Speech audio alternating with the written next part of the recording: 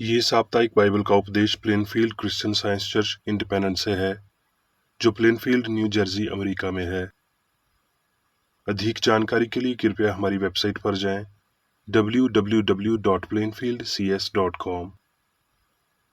आपके अध्ययन के लिए ये पाठ रविवार 10 अप्रैल 2022 के लिए है।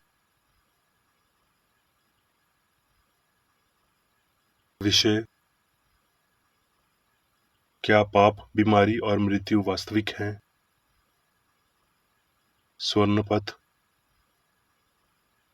यूहन्ना। और हमें उसके सामने जो हियाव होता है कि यदि हम उसकी इच्छा के अनुसार कुछ मांगते हैं तो हमारी सुनता है। उत्तरदायी अध्ययन, भजन संहिता। यहोवा का धन्यवाद करो, क्योंकि वो भला है और उसकी करुणा सदा की है। यहोवा के छुड़ाए हुए ऐसा ही कहें, जिन्हें उसने द्रोही के हाथ से दाम देकर छुड़ा लिया है। भूख और प्यास के मारे वे विकल हो गए। तब उन्होंने संकट में यहोवा की दुहाई दी और उसने उनको सख्ती से छुड़ाया। लोग यहोवा की करुणा के कारण और उन आश्चर्य कामों के कारण जो वो मनुष्यों के लिए करता है, उसका धन्यवाद करें, क्योंकि वो अभिलाषी जीव को संतुष्ट करता है और भूखे को उत्तम पदार्थों से तृप्त करता है। उसने उनको अंधियारे और मृत्यु की छाया में से निकाल लिया और उनके बंधनों को तोड़ डाला, और वो अपने वचन के द्वारा उनको ठीक करता और जिस घड़े में वो पड़े हैं उससे उन्हें निकालता है। पाठ उपदेश बाइबल में से भजन संहिता। हे प्रार्थना के सुनने वाले, सब पुरानी तेरे ही पास आएंगे। भजन संहिता।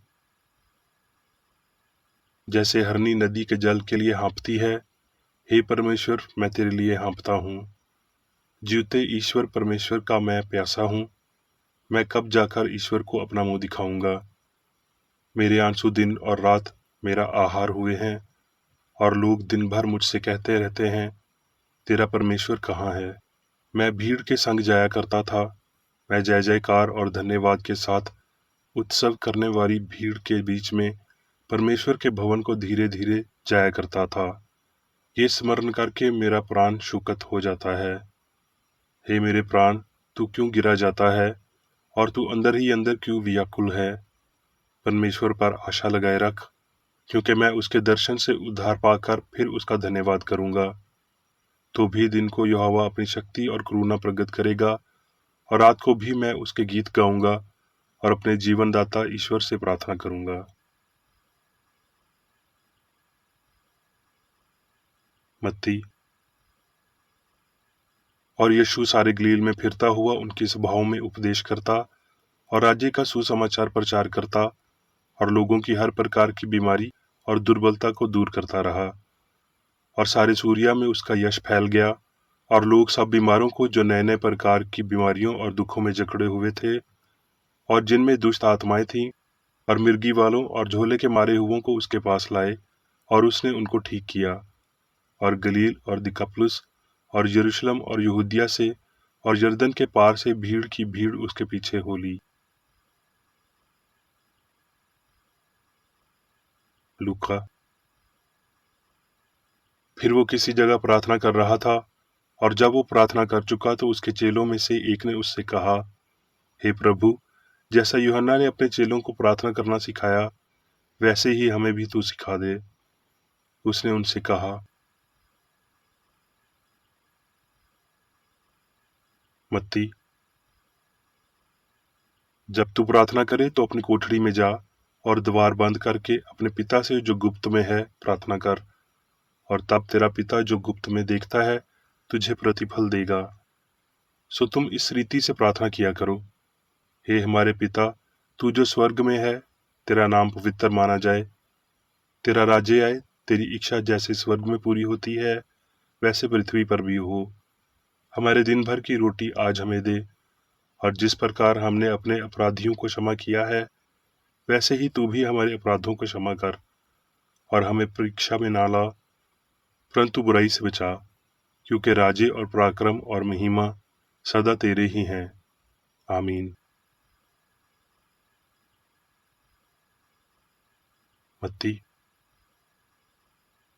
मांगो तो तुम्हें दिया जाएगा, ढूंढो तो पाओगे, खटखटाओ तो तुम्हारे लिए खोला जाएगा। क्योंकि जो कोई मांगता है उसे मिलता है, और जो ढूंढता है वो पाता है, और जो खटखटाता है उसके लिए खोला जाएगा। तुम में से ऐसा कौन सा मनुष्य है कि यदि उसका पुत्र उससे रोटी मांगे तो वो उसे पत्थर दे, वो मछली मांगे तो वो उसे सांप दे? तो तुम्हारा स्वर्गीय पिता अपने मांगने वालों को अच्छी वस्तुएं क्यों ना देगा।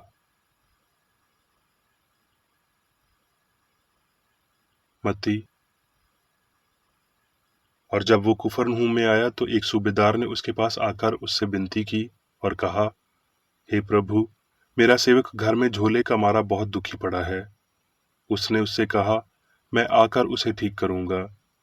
सूबेदार ने उसे उत्तर दिया कि हे प्रभु, मैं इस योग्य नहीं कि तू मेरी छत के तले आए, पर केवल मुख से कह दे तो मेरा सेवक ठीक हो जाएगा। क्योंकि मैं भी पराधीन मनुष्य हूँ और सिपाही मेरे हाथ में हैं, और जब एक से कहता हूँ कि जा तो वो जाता है, और दूसरे से कि आ तो वो आता है, और अपने दास से कहता हूँ कि ये कर तो वो करता है। ये सुनकर यीशु ने अचंबा किया और जो उसके पीछे आ रहे थे उनसे कहा, मैं तुमसे सच कहता हूँ कि मैंने इस्राएल में भी ऐसा विश्वास नहीं पाया। और यीशु ने सूबेदार से कहा, जा, जैसा तेरा विश्वास है तेरे लिए वैसा ही हो। और उसका सेवक उसी घड़ी ठीक हो गया। मत्ती। फिर वो नाव पर चढ़कर पार गया और अपने नगर में आया, और देखो, कई लोग एक झोले के मारे हुए को काठ पर रखकर उसके पास लाए। यीशु ने उनका विश्वास देखकर उस झोले के मारे हुए से कहा, हे पुत्र, ढारस बांध, तेरे पाप क्षमा हुए। और देखो, कई शास्त्रियों ने सोचा कि ये तो परमेश्वर की निंदा करता है। यीशु ने उनके मन की बातें मालूम करके उनसे कहा कि तुम लोग अपने अपने मन में बुरा विचार क्यों कर रहे हो। सहज क्या है, ये कहना कि तेरे पाप क्षमा हुए, या ये कहना कि उठ और चल फिर? परंतु इसलिए कि तुम जान लो कि मनुष्य के पुत्र को पृथ्वी पर पाप क्षमा करने का अधिकार है। उसने झोले के मारे हुए से कहा, उठ, अपनी खाट उठा और अपने घर चला जा। वो उठकर अपने घर चला गया। लोग ये देखकर डर गए और परमेश्वर की महिमा करने लगे, जिसने मनुष्य को ऐसा अधिकार दिया है। लूका। थोड़े दिन के बाद वो नाइन नाम के एक नगर को गया, और उसके चेले और एक बड़ी भीड़ उसके साथ जा रही थी। जब वो नगर के फाटक के पास पहुंचा तो देखो, लोग एक मुर्दे को बाहर लिए जा रहे थे, जो अपनी माँ का इकलौता पुत्र था, और वो विधवा थी, और नगर के बहुत से लोग उसके साथ थे। उसे देखकर प्रभु को तरस आया और उससे कहा, मत रो। तब उसने पास आकर अर्थी को छुआ, और उठाने वाले ठहर गए। तब उसने कहा, हे जवान, मैं तुझसे कहता हूँ, उठ। तब वो मुर्दा उठ बैठा और बोलने लगा, और उसने उसे उसकी माँ को सौंप दिया। मत्ती। फिर उसने अपने 12 चेलों को पास बुलाकर उन्हें अशुद्ध आत्माओं पर अधिकार दिया कि उन्हें निकालें और सब प्रकार की बीमारियों और सब प्रकार की दुर्बलताओं को दूर करें। इन 12 को यीशु ने ये आज्ञा देकर भेजा कि अन्य जातियों की ओर न जाना और सामरियों के किसी नगर में प्रवेश न करना।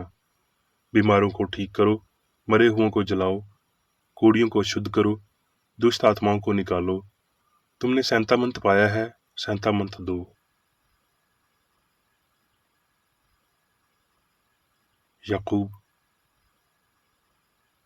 यदि तुम में कोई दुखी हो तो वो प्रार्थना करे। यदि तुम में कोई रोगी हो तो कलीसिया से प्राचीनियों को बुलाए, और वो प्रभु के नाम से उस पर तेल मलकर उसके लिए प्रार्थना करें। और विश्वास की प्रार्थना के द्वार रोगी बच जाएगा, और प्रभु उसको उठाकर खड़ा करेगा। और यदि उसने पाप भी किए हों तो उनकी भी क्षमा हो जाएगी। इसलिए तुम आपस में एक दूसरे के सामने अपने अपने पापों को मान लो, और एक दूसरे के लिए प्रार्थना करो, जिससे ठीक हो जाओ। धार्मिक जन की प्रार्थना के प्रभाव से बहुत कुछ हो सकता है। अब मैं मेरी बेकरेडी द्वारा क्रिश्चियन साइंस की किताब विज्ञान और स्वस्थ शास्त्रों की कुंजी के साथ के साहस संबंधी अंश पढ़ूंगा। विज्ञान और स्वस्थ। ईश्वर तत्व सर्वव्यापी और सर्वशक्तिमान है। ईश्वर हर जगह है और उसके बिना कुछ भी मौजूद नहीं है या उसकी कोई शक्ति नहीं है। मसीह एक आदर्श सत्य है जो क्रिश्चियन साइंस के माध्यम से बीमारी को, पाप को ठीक करने के लिए आता है और ईश्वर को सभी शक्ति प्रदान करता है। जब दिव्य विज्ञान एक कार्तिक मन में विश्वास को खत्म कर देता है और भगवान में विश्वास, पाप में और उपचार के भौतिक तरीकों में सभी विश्वासों को नष्ट कर देता है, तो पाप, बीमारी और मृत्यु गायब हो जाएंगे।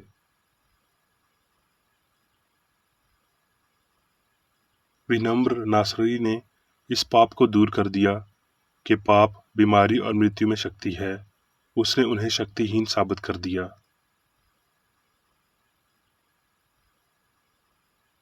पापी को सुधारने और बीमारी को ठीक करने वाली प्रार्थना एक पूर्ण विश्वास है कि भगवान के लिए सभी चीजें संभव हैं, एक आध्यात्मिक समझ, एक निःस्वार्थ प्रेम। इस विषय पर कोई कुछ भी कहे या सोचे, मैं अनुभव से बोलता हूँ। प्रार्थना, देखना और काम करना आत्म लगाव के साथ संयुक्त ईश्वर का अनुग्रह है जो मानव जाति की मसीहत और स्वस्थ के लिए सफलतापूर्वक किया गया है। शास्त्र कहते हैं, और विश्वास की प्रार्थना के द्वार रोगी बच जाएगा। ये उपचार प्रार्थना क्या है? केवल एक अनुरोध है कि भगवान बीमारों को ठीक करेंगे।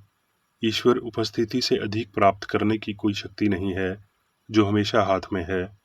बीमारों के लिए इस तरह की प्रार्थना का लाभकारी प्रभाव मानव मन पर होता है, जिससे ये ईश्वर में अंधविश्वास के माध्यम शरीर पर अधिक शक्तिशाली रूप से कार्य करता है।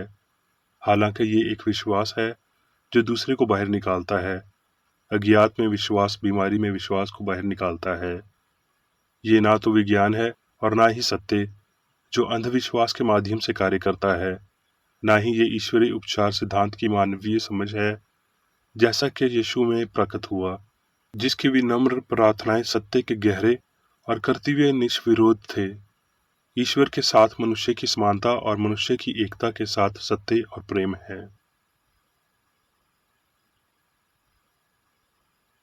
एक क्षण के लिए सूचित हो जाएं कि जीवन और बुद्धि विशुद्ध रूप से आध्यात्मिक है, ना तो भौतिक में और ना ही भौतिक के साथ, तो शरीर तब कोई शिकायत नहीं करेगा। यदि बीमारी में विश्वास से पीड़ित हैं, तो अचानक आप खुद को स्वस्थ पाएंगे। शरीर को आध्यात्मिक जीवन, सत्य और प्रेम द्वारा नियंत्रित किए जाने पर दुख को आनंद में बदल दिया जाता है।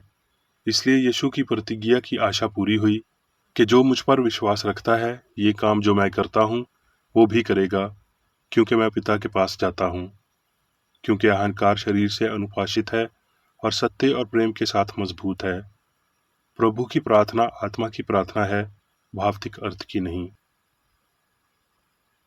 भौतिक समझ के विश्वास और सपने से पूरी तरह से अलग आध्यात्मिक समझ और पूरी पृथ्वी पर मनुष्य के प्रभुत्व की चेतना को प्रकट करके जीवन दिव्य है। ये समझ त्रुटि निकालती है और बीमारों को ठीक करती है, और इसके साथ आप अधिकारी के नियम बोल सकते हैं। परंतु जब तू प्रार्थना करे तो अपनी कोठरी में जा और द्वार बंद करके अपने पिता से जो गुप्त में है प्रार्थना कर, और तब तेरा पिता जो गुप्त में देखता है तुझे प्रतिफल देगा। तो यीशु ने ये बात कही। कोठरी आत्मा के अभियारने का प्रतीक है, जिसका द्वार पापी भावना को बंद कर देता है, लेकिन सत्य, जीवन और प्रेम को अंदर आने देता है। त्रुटि के लिए बंद, ये सत्य के लिए खुला है, और इसके विपरीत। गुप्त में पिता भौतिक इंद्रियों के लिए अनदेखा है, लेकिन वो सभी चीजों को जानता है और इरादों के अनुसार पुरस्कार देता है, भाषण के अनुसार नहीं। प्रार्थना के दिल में प्रवेश करने के लिए गलत इंद्रियों का दरवाजा बंद होना चाहिए, होंठों को मूक और भौतिक का वाद चुप होना चाहिए, ताकि मनुष्य में आत्मा, दिव्य सिद्धांत और प्रेम के साथ दर्शिक हों जो सभी त्रुटि को नष्ट कर दे। सही प्रार्थना करने के लिए हमें कोठरी में प्रवेश करना चाहिए और दरवाज़ा बंद कर देना चाहिए। हमें होंठों को बंद करना चाहिए और भौतिक इंद्रियों को शांत करना चाहिए। गंभीर लालसाओं के शांत अभ्यारण्य में हमें पाप को नकारना चाहिए और परमेश्वर की पूर्णता की याचना करनी चाहिए। हमें सूली को उठाने का संकल्प लेना चाहिए और काम करने के लिए ईमानदार दिलों के साथ आगे बढ़ना चाहिए और ज्ञान, सत्य और प्रेम की तलाश करनी चाहिए। हमें दैनिक प्रार्थना करनी चाहिए। ऐसी प्रार्थना का उत्तर तब तक मिलता है जब तक हम अपनी इच्छाओं को व्यवहार में लाते हैं। गुरु का आदेश है कि हम गुप्त रूप से प्रार्थना करें और अपने जीवन को अपनी ईमानदारी को प्रमाणित करने दें। मसीही गुप्त सौंदर्य और आनंद में आनंदित होते हैं जो दुनिया से छिपे हैं, लेकिन भगवान उन्हें जानता है। आत्मविस्मृति, पवित्रता और स्नेह निरंतर प्रार्थना है। पेशा नहीं, अभ्यास, विश्वास नहीं, समझ सर्वशक्तिमान के कान और नेक हाथ हैं और वो निश्चय ही असीम आशीर्वाद प्राप्त करते हैं। इस उन्नत आध्यात्मिक समझ से पहले भौतिक वास्तुओं का एक बलिदान होना चाहिए। सर्वोच्च प्रार्थना केवल विश्वास की नहीं है, ये प्रदर्शन है। ऐसी प्रार्थना बीमारी को ठीक करती है और अवश्य ही पाप और मृत्यु को नष्ट कर देगी। हमारे मालिक ने अपने शिष्यों को एक संक्षिप्त प्रार्थना सिखाई जिसे हम उनके बाद प्रभु प्रार्थना के नाम से जानते हैं। हमारे गुरु ने कहा, सो तुम इस रीति से प्रार्थना किया करो, और फिर उसने वो प्रार्थना दी जो सभी मानवीय आवश्यकताओं को पूरा करती है। यहाँ मुझे ये बताने दें कि मैं प्रभु की प्रार्थना का आध्यात्मिक अर्थ क्या समझता हूँ।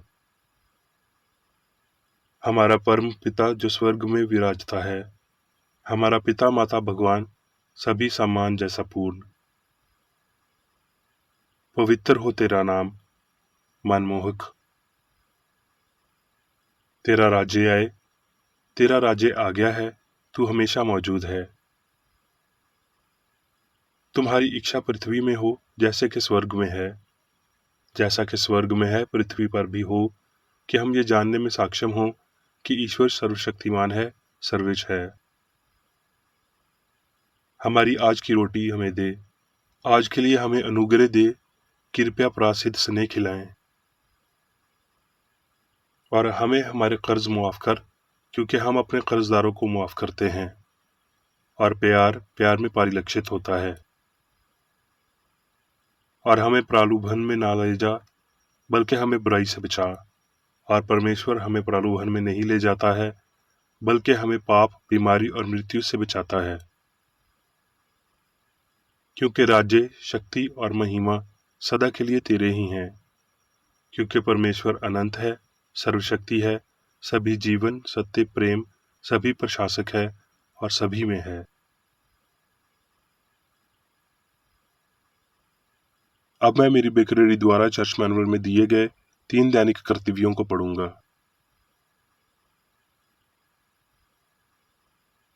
दैनिक प्रार्थना। प्रत्येक दिन प्रार्थना करने के लिए इस चर्च के प्रत्येक सदस्य का यह कर्तव्य होगा, तुम्हारा राज्य आए, ईश्वरी सत्य, जीवन और प्रेम के शासन को मुझ में स्थापित कर और मुझ पर शासन कर, और तेरा वचन सभी मनुष्यों के स्नेह को समृद्ध कर सकता है और उन पर शासन कर।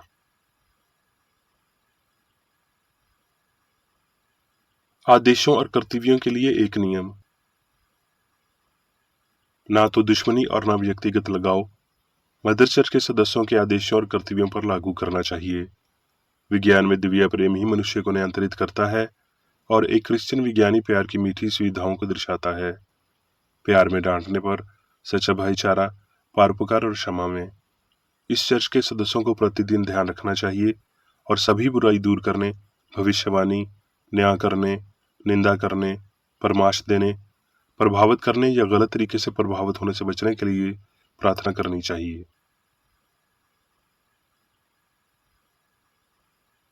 कर्तव्य के प्रति सतर्कता।